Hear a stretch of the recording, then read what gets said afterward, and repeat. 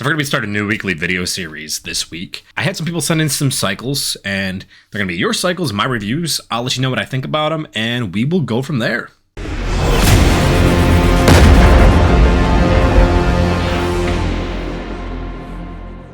So the first cycle we're reviewing was sent in this week by a user that is a somewhat experienced PED user.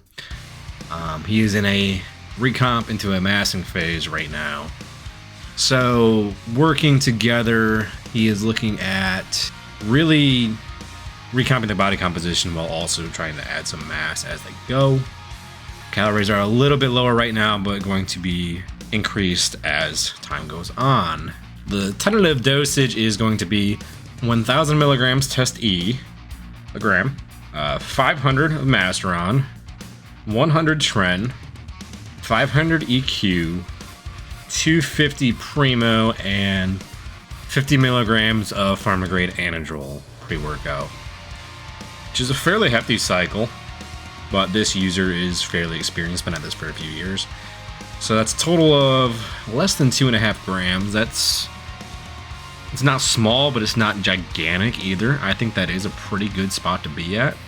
The tentative plan too, if there's any gyno issues or estrogen-related issues, obviously you have a Arimidex in the equation if needed, but they might also go ahead and flip the ratio of test down to 600 and put more into the EQ or the Primo and the Masteron to kind of dry things out, which isn't a bad idea. That way you keep your total dosage high and you're not really losing much out of the cycle besides just cutting the test down a little bit. In the long run, you know, a lot of people have the gyno surgery, so they don't have to worry about that, because then you can run like up to 5 grams of test and not have to worry about it. But some people are more sensitive to that. So as for my review of this cycle, I think it's a pretty good, like, hefty, medium-high dosage cycle. Obviously, people are kind of raising their eyebrows at Tren being in there, and, you know, why just at 100? But this individual actually has better health metrics on Tren. I know them personally, and it's one of those weird things. I have a couple clients like that, actually, where Tren seems to lower blood pressure, and the heart rate doesn't come up much at all, and they don't lose endurance. Sleep isn't really affected. Now, in a calorie deficit situation, that does still happen with sleep and some other things, but generally if blood work is good, like, you might see the HDL come down a little bit more, but you're already on Anadrol and high doses of test, so that's going to happen regardless. As for growth hormone, they are starting, let me pull it up real quick, 2 in the morning, 8 at night, possibly going to 10 all at once as a bolus at night, which I think that's the easiest way to do it. Most people aren't going to run through a ton of needles and remember to do it in a split dose anyway. And we do know that the highest amount of expression you're going to have is at night, so that makes more sense. But obviously, if you're having a ton of hand numbness issues, you can try a couple things, either from adding some people swear by taurine, helping with the fluid retention, supplementing more potassium, a little bit less salt to get that pH balance a little better, making sure you're drinking enough water, oral options, or, you know, worst case, split the dose up of 10 IUs, making your hands so numb you can't feel them in the morning. As for ancillaries, enzetamide, T4, telmisartan, and albuterol, potentially niblibolol, which is smart. If your heart rate's getting high, you don't want that to be growing congruently with everything else. Telmisartan, that's smart to keep the blood pressure down. T4 makes sense because of the GH. I know it's kind of controversial. Some guys like it, some guys don't. In this context, this coach and athlete like using it, so that's fine by me too. I'm not raising the red flag over it. Albuterol is just for, like, before cardio, just to push the fat loss a little more.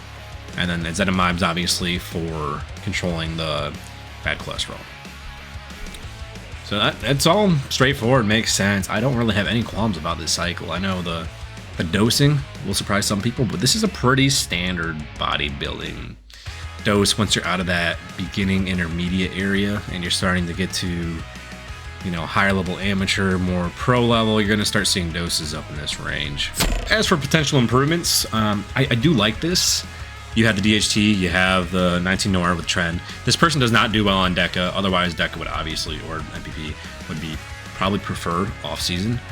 This person tolerates Tren super well, and Tren and Anadrol do synergize together and help really boost strength. This is something that quite a few pros do, even though they don't say they do. They say they only do Primo, but the more you talk to people, the more you realize that's not necessarily always the case. Or if they are just doing Primo, they're at their weight cap, so they're not trying to put on a ton of mass. They're trying to just tidy up little body parts they need to work on. Retta is an option here. I know this person's trying to recomp and then grow into that recomp. They're not like super fat or anything. This is like somebody at just outside of 12% body fat trying to get down a little bit into like a maintenance-y recomp into a growth phase.